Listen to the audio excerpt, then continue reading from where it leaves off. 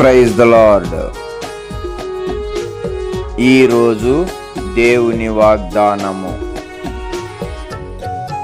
నేను నీ మధ్య నుండి రోగము తొలగించెదను.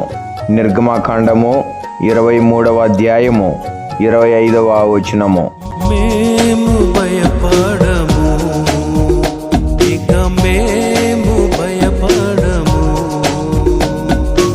ఏ కీడు రాదని యేసే చెప్పెను మాకు, ఏ కీడు రాదని యేసే చెప్పెను మాకు. మేము భయపడము. దైవ భ్రష్టులమైన మమ్ము దివ్యంపుగా